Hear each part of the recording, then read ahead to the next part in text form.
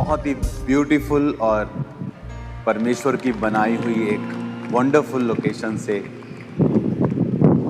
इन भेड़ों के पास से आज मैं आपको परमेश्वर का वर्ड देने जा रहा हूँ।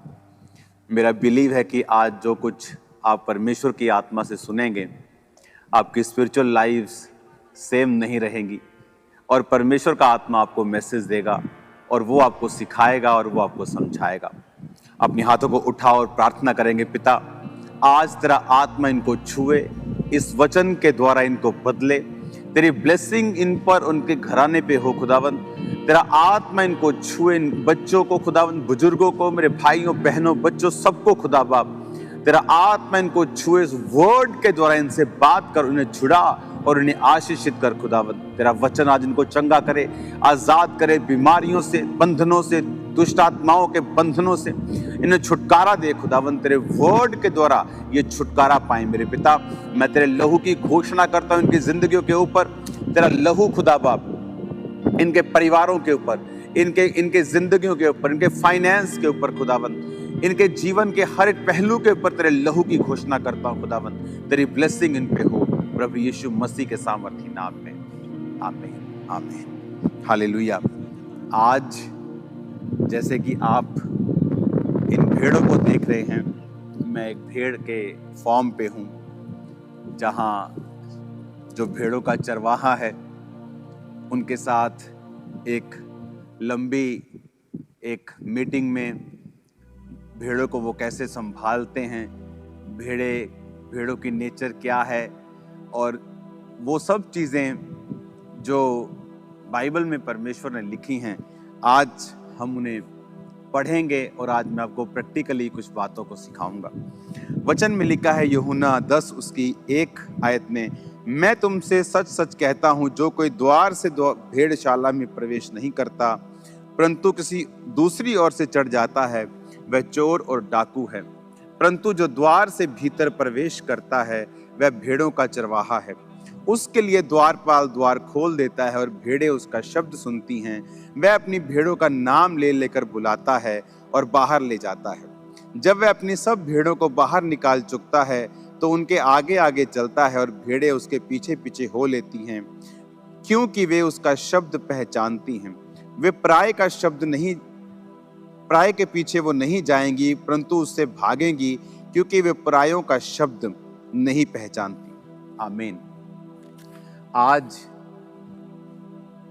जब चरवाहा, आप इस वीडियो में देखेंगे कि जब भेड़ों की ऊन जब कतरी जाती है तो चरवाहे ने जब भेड़ को पकड़ा और चरवाहे ने गले में एक लॉकेट, जो उसकी निशानी है कि ये चरवाहा है, जब उसने उसको दिखाया तो वो भेड़ चरवाहे के हाथ में रिलैक्स हुई और वो उसका ऊन जो था वो कतरने लगा।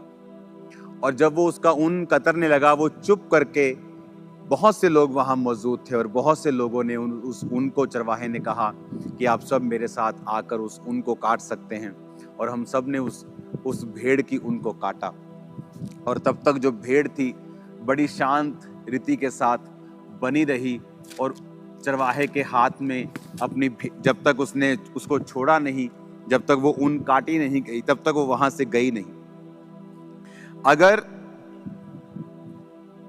हम भेड़ों की जिंदगियों को देखें तो बाइबल कहती है कि प्रभु यीशु मसीह ने हमको, आपको भेड़ों के समान रखा है। उसने अपने आप को भी निष्कलंक मेमना कहा है। उसने कहा है कि वो मेमना जो जगत के सारे पापों को उठा के लेके गया। क्यों परमेश्वर ने हमको भेड़ों के समान कंपेयर किया, या आपको ये कहा, मुझे ये कहा कि जो मेरी भेड़ें हैं वो मेरा शब्द पहचानती हैं। आज मैंने भेड़ की एक और खासियत को देखा जिसे मैं आपके साथ शेयर करूंगा। जो भेड़ है वो कभी भी सेल्फ सफिशिएंट नहीं है, वो आत्मनिर्भर नहीं हो सकती है। जिस भेड़ की आप वीडियो देख रहे हैं साइड पर, जब उसके ऊन को कतरा जा रहा था तो उसके ऊन को कतरने का कारण ये होता है कि जब मैं जहाँ जिस जगह पे हूँ, अब यहाँ पे गर्मी है, तो गर्मी के दौरान अगर भेड़ को ये लोग नहीं कतरते हैं, उसके ऊन को नहीं काटते हैं, तो वो ओवरहीट हो सकती है। ओवरहीट होने के कारण उसकी सेहत खराब हो सकती है। और जब बारिश के सीजन में अगर बहुत ज़्यादा ऊन भेड़ पे हो तो वो पानी उसमें ठहरा रहता है, उसमें कीड़े अपने अंडे देते हैं, उसमें मच्छर बहुत ज़्यादा और कीड़े बहुत बड़ी मात्रा में चले जाते हैं और उसको हमेशा तंग करते हैं। और इसीलिए हर साल उनके ऊन को कतरा जाता है और फिर भेड़ें जो हैं वो हेल्थी रहती हैं। और परमेश्वर ने वचन में क्या लिखा है, उसने आपको और मुझको अपनी भेड़ों के समान कहा है। और उसने कहा है कि अंत के दिनों में जब तुम्हारा न्याय होगा, मैं भेड़ों से कहूंगा, अपने दाहिने हाथ के लोगों से कहूंगा कि जाओ और उस स्थान पर जो पिता ने तुम्हारे लिए तैयार किया है। और लेफ्ट हैंड साइड बकरियों को, अगर आप बकरियों को देखेंगे, उनको ऊन कतरवाने की जरूरत नहीं है। वो लंबा देख सकती हैं, ज्यादा देख सकती हैं, वो चरवाहे पर निर्भर नहीं है। तो परमेश्वर ने उन विश्वासियों की तुलना उन बकरियों से की है जो ये कहते हैं कि हमें किसी चर्च की या किसी चरवाहे की जरूरत नहीं। उन्हें लगता है कि वो डायरेक्ट परमेश्वर को मान सकते हैं। आप परमेश्वर को डायरेक्ट ही मानते हैं, मैं भी परमेश्वर को डायरेक्ट ही मानता हूं। मैं अपने पास्टर के थ्रू परमेश्वर को नहीं मानता हूं, मैं डायरेक्ट ही परमेश्वर को मानता हूं। लेकिन वचन में लिखा है कि उसने चरवाहों को आज भी ठहराया है। इसलिए पौलुस ने कहा, कलीसिया में उसने 5 तरह के व्यक्ति दिए हैं। उसने प्रेरित दिए हैं, उसने भविष्यद्वक्ता दिए हैं, पास्टर्स दिए हैं, इवेंजलिस्ट दिए हैं, टीचर्स दिए हैं, जो कलीसिया जिनसे उन्नति करेगी और कलीसिया जिससे बरकत पाएगी और मसीह की जो देह है वो परफेक्ट होगी। इसका मतलब ये सारी मैनेजमेंट भी परमेश्वर के द्वारा ठहराई गई थी। इसीलिए बाइबल कहती, जब मूसा ने गलती की और उसके बहन मरियम ने और भाई हारून ने उसको बुरा भला बोला, तो परमेश्वर ने उनको श्रापित किया और उसको कोढ़ हुआ। और उसके भाई को, क्योंकि वो याजक की कुर्सी पे था, उतनी सजा नहीं मिली जितनी मरियम को मिली। उसका रीजन ये था कि परमेश्वर ने कहा, चाहे उसने मिस्टेक की, लेकिन तुम मेरी मैनेजमेंट के खिलाफ, जो मैंने मैनेज करने के लिए धरती को, परमेश्वर के लोगों को किया है, तुम उसके खिलाफ नहीं चल सकते हो। कहने का मतलब यह है कि परमेश्वर ने एक मैनेजमेंट ठहराई, एक सिस्टम बनाया जिसके द्वारा आज हम ब्लेस्ड होते हैं। पौलुस को उसने ठहराया कि वो एक दर्शन के जरिए काम करेगा। पौलुस को परमेश्वर ने एक ग्रेस का दर्शन दिया, चाहे वो गमलियल और बड़े बड़े विद्वानों के पांव में वो पड़ा था, वो इब्रानी था, वो बिन्यामीन के गोत्र का था, वो पढ़ा लिखा था, बड़ा रसूखदार आदमी था, एक बड़ी संस्था का मेंबर था जो उस जमाने की एक बहुत बड़ी धार्मिक और बहुत बड़ी रेप्यूटेबल संस्था थी। तो परमेश्वर उससे प्रचार करवाता क्रिश्चियंस में, यहूदियों में, जिस संस्था, जिस कम्युनिटी का वो मेंबर था, वहां उसकी सुनी जाती है। अगर आज आपके मोहल्ले के, आपके नगर का एमएलए अपने फेथ को अनाउंस कर दे कि मैं क्रिश्चियन हूं, तो ज्यादा आपको लगेगा हाँ वो ज्यादा प्रभाव डाल सकता है कि इतना बड़ा व्यक्ति सीएम या एमएलए या एमपी ये क्रिश्चियन बन गया। तो लेकिन परमेश्वर ने पौलुस से वो काम नहीं करवाया। परमेश्वर ने पौलुस को कहा कि तू अन्य जातियों में जाएगा जो उसको जानती तक नहीं थी, ताकि परमेश्वर ये साबित कर सके कि सब कुछ ग्रेस के द्वारा ही है। आमीन। तो हम जानते हैं कि सब कुछ ग्रेस के द्वारा है, लेकिन परमेश्वर ने फिर भी चरवाहों को ठहराया है और पौलुस को एक दर्शन दिया। और वचन कहता है, जो जो विश्वासी, जो जो कलीसिया पौलुस के उस दर्शन में उसके संग रहा, परमेश्वर ने उनको आशीषित किया। और फिर पौलुस ने भी कहा इस कलीसिया को कि ये तेरी सारी जरूरतें परमेश्वर स्वर्गीय भंडारों से पूरा करेगा, महिमा सहित मसीह यीशु में पूरा करेगा। परमेश्वर ने उनको आशीषित किया। क्यों? क्योंकि पौलुस जो था वो परमेश्वर के दर्शन में था। तो आज परमेश्वर ने, आप इमेजिन करो, परमेश्वर ने आपको भेड़ कहा, बकरी नहीं कहा। वचन कहता है कि तुम परमेश्वर के घरों में लगाए जाओगे, उसके आंगनों में फलोगे और फूलोगे। क्या है परमेश्वर के आंगन? वो उसके चर्च, वो उसके भवन, वो उसके स्थान, वो उसकी कलीसियाएं जो परमेश्वर ने बनाई और ठहराई हैं। आज आपको अपने पाप माफ करवाने के लिए पास्टर्स के पास जाने की जरूरत नहीं, याजकों के पास जाने की जरूरत नहीं। आपके पाप आप खुदा से प्रार्थना करें, वो माफ करता है। लेकिन उसने उन लोगों को ठहराया है ताकि आप लोग उन्नति पाएं और आप लोग ब्लेस्ड हो। इमेजिन करो, जो लोग परमेश्वर के भवन से दूर होते हैं, उसी तरह फिर उनकी जो स्किन है, उनके जो बाल हैं, वो ओवरग्रोन होते हैं, भार उनकी लाइफ पर होता है, बहुत सारी शैतानी चीजें उनको तंग कर रही होती हैं, जिस तरह भेड़ को तंग करती हैं। ओवर द टाइम वो उसके जान को नुकसान कर देती हैं। और यहाँ हमने आज देखा कि किस तरह से एक अच्छा चरवाहा जानता है कि भेड़ को अब उसको फ्री करने का समय है, अब उसको खिलाने का समय है, पिलाने का समय है। परमेश्वर भी हमारा अच्छा चरवाहा है। और आपने एक और चीज नोटिस की वीडियो में कि जब भेड़ अपनी उनको कतरवा रही थी तो वो बहुत शांति के साथ, बहुत ही सरेंडर मोड में वहां पे बैठी थी। वो बिल्कुल भी अपोज नहीं कर रही थी, वो बिल्कुल आराम से अपने चरवाहे के हाथ में थी। अगर हम परमेश्वर से बरकतों को चाहते हैं, हम भी समर्पित होकर समर्पण के मोड में परमेश्वर के हाथ में भी, उसके दासों के हाथ में भी रहें, तो फिर परमेश्वर उस मकसद को पूरा कर पाता है। वो हमें शेप में लेके आता है और हमारी जिंदगी में वो काम होते हैं जो परमेश्वर चाहता है। हालेलुया। और अभी इस परमेश्वर की बनाई हुई दुनिया में, जहां ये बहुत सारा ऐसा स्थान है जो अभी तक अनटच्ड है, यहाँ बहुत से लोग नहीं हैं, यहाँ भीड़ नहीं है, मोस्टली यहाँ जानवर आपको देखने को मिलेंगे, आपको पेड़ मिलेंगे, आपको वादियां मिलेंगी। ऐसा परमेश्वर का ये स्थान मिलेगा जहां आप लंबे समय तक, सुबह से लेकर दोपहर तक आप प्रार्थना कर सकते हैं और आप बिल्कुल भी थकेंगे नहीं। इस तरह का ये परमेश्वर ने मुझे स्थान दिखाया है। तो आज मेरा मैसेज आपको यही है कि परमेश्वर के हाथों में भेड़ बने, ओवर स्मार्ट मत बने, बकरियां ना बने जिसको चरवाहे की जरूरत नहीं है, भेड़ बने जिसको चरवाहे की जरूरत है, क्योंकि वो ना तो बहुत लंबा देख सकती हैं और वो बिना चरवाहे के चल नहीं सकती। उनको चरवाहे की जरूरत हर कुछ कुछ दिनों और हफ्तों के बाद उसको पड़ती है। और परमेश्वर भी यही चाहता है। वो चाहता है याजक, सेवक लोग उसी तरह परमेश्वर के सामने समर्पित रहें, और वो ये चाहता है कि उसी तरह विश्वासी चर्चिस में अपने आप को समर्पित करें, अगर वो अपने जीवन में आशीष वाले दिन देखना चाहते हैं। तो आज जब पूरी दुनिया में मैं घूम रहा हूं, बहुत सारे विश्वासी आशीषित नहीं हैं क्योंकि वो अपनी चर्चिस के साथ समर्पण में नहीं जीते हैं। उनके लिए चर्चिस सिर्फ एक संडे जाने वाला एक काम है कि जहां वो एक संडे जाके 1 घंटे का सरमन सुनते हैं और एहसान करके कि परमेश्वर पे एहसान होकर वापिस चले जाते हैं। उनका उस चर्च के साथ कोई इमोशनल कनेक्शन नहीं है, वो सेवा के लिए समर्पित नहीं है, वो बीजों के लिए समर्पित नहीं, प्रार्थना के लिए समर्पित नहीं। और परमेश्वर ऐसा नहीं चाहता है।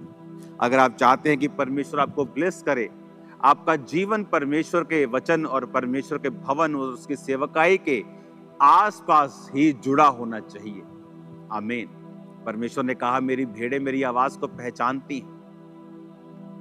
उसकी भेड़, जब ये चरवाहा आज आवाज लगा रहा था भेड़ों को, तो भेड़ें दूर से ही आती थी। कुछ डॉग्स उसने रखे हुए थे, वो भी उसकी कमांड को समझते थे और सब काम अच्छी तरह से हो रहा है। आज हमें परमेश्वर के वचन को समझने की जरूरत है कि परमेश्वर हमारी लाइफ से क्या चाहता है। अगर हम पूरी तरह से समर्पित जीवन जीते हैं, हम शैतान के अटैक से बचे रहते हैं। अगर भेड़ समर्पण में ना हो, भाग जाए, भाग सकती है। ये जिस जगह हम खड़े हैं, आई थिंक यहाँ पे जो मोस्टली जो लैंड्स हैं जहाँ शीप चरती हैं और रहती हैं, ये 6-6 हजार एकड़, 7-7 हजार एकड़, हजारों की संख्या में अगर आप देखेंगे, दूर दूर तक आपको शीप्स दिखाई देंगी।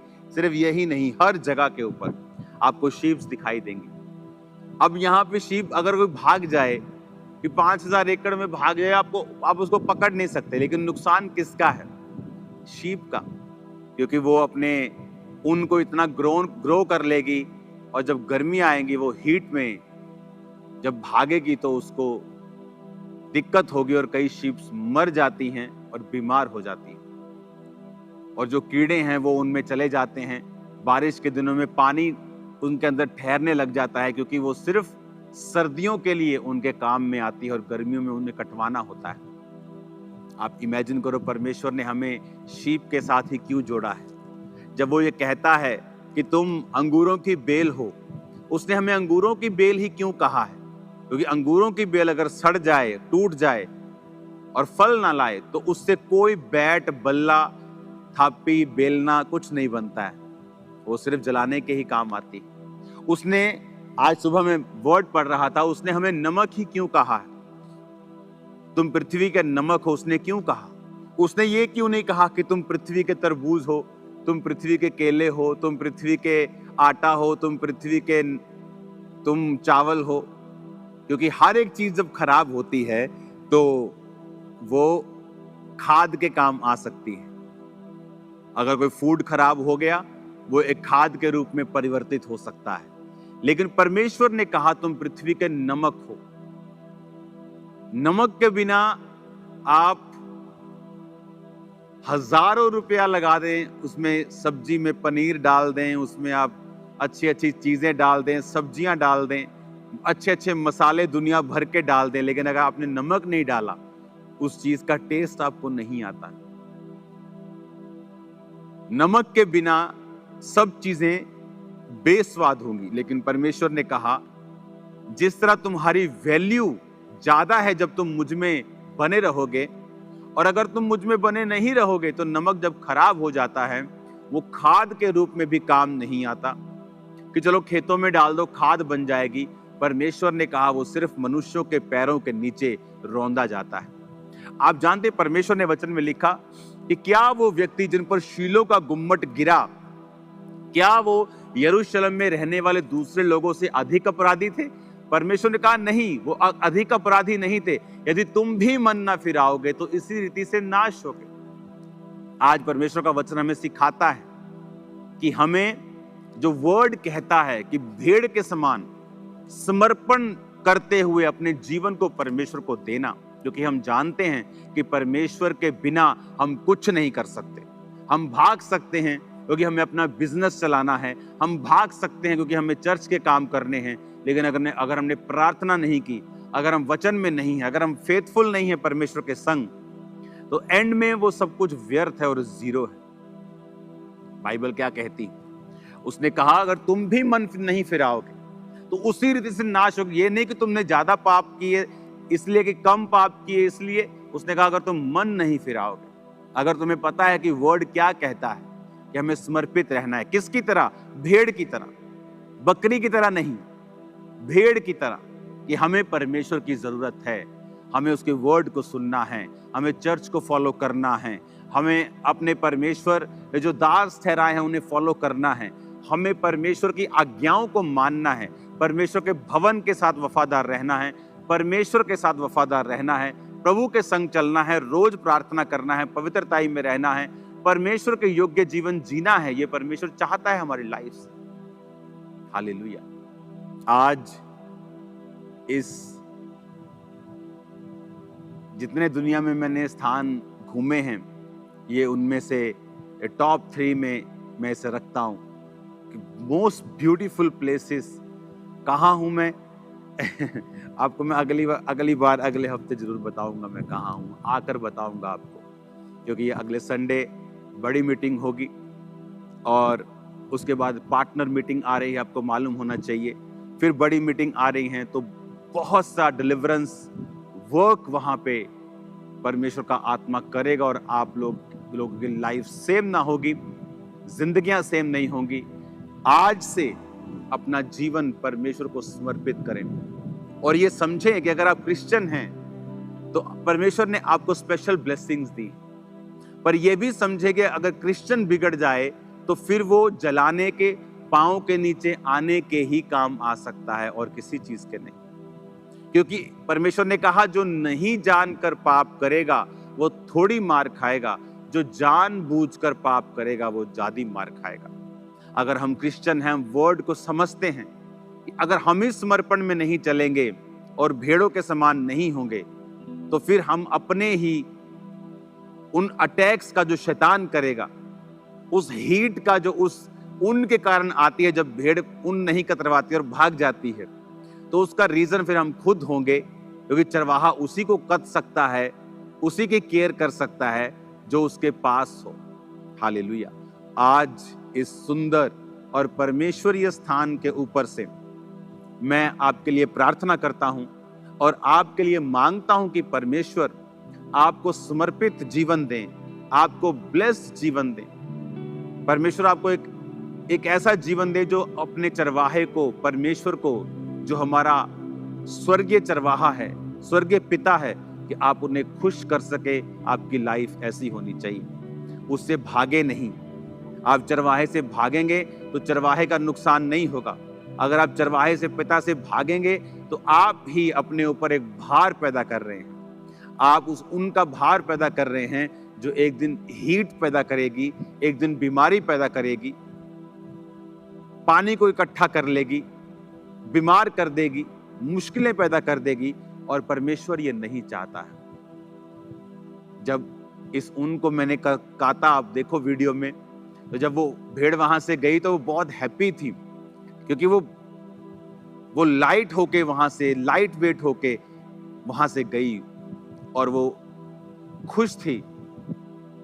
जब हम परमेश्वर के प्रेजेंस में रहेंगे, उसके वर्ड को हम फॉलो करेंगे और जो परमेश्वर कहता है हम वो करेंगे, लाइफ कभी भी सेम नहीं होगी। आज हमें जरूरत है वर्ड पे चलने की, परमेश्वर की आत्मा की बात को सुनने की, अच्छी भेड़ के समान उसको फॉलो करने की। फिर जिंदगी कभी सेम ना होगी। इंसान अपने दुखों का कारण खुद ही है।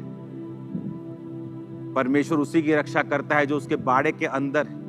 अगर आप प्रभु से भागेंगे तो कुछ दिन आपको अच्छा लग सकता है, कुछ दिन फ्री महसूस हो सकता है कि ओ वाह, मैं कितना फ्री हो गया हूं, कोई चरवाहा नहीं, कोई सीटी नहीं, कोई डॉगी नहीं मुझे तंग कर रहा, कोई मुझे लेने नहीं आ रहा, मैं फ्री हूं। लेकिन धीरे धीरे वो बोझ बनने लगता है। मैंने बहुत से लोगों को देखा, जब चर्च से या कहीं परमेश्वर की प्रेजेंस से भागते हैं तो कुछ दिन बहुत उनको एंजॉय लगता है, बहुत अच्छा लगता है, उनको फ्री हो गए, कोई टेंशन नहीं। लेकिन धीरे धीरे रियलिटी हिट करती है और तब वो पहले से अधिक दुखी और बीमार होकर फिर परमेश्वर के पास आते हैं। तो परमेश्वर ने कहा कि तुम क्यों अधिक मार खाना चाहते हो, आओ परमेश्वर के सामने समर्पित जीवन को जिए, ताकि परमेश्वर अपनी भेड़ों के समान हमें देखे। फिर वो आपको चरवाहा, ऐसा चरवाही करवाएगा, फिर आप बोलेंगे यहोवा मेरा चरवाहा है, मुझे घटी ना होगी। वो आपको हरी हरी चरगाहों पर लेके जाएगा, पानी भी देगा, जरूरतों को पूरा भी करेगा, आपको रक्षा भी देगा, सुरक्षा भी देगा, भेड़ियों से भी बचाएगा, वो आपको शैतान से भी बचाएगा और आपकी जिंदगी की जरूरतों को पूरा भी करेगा।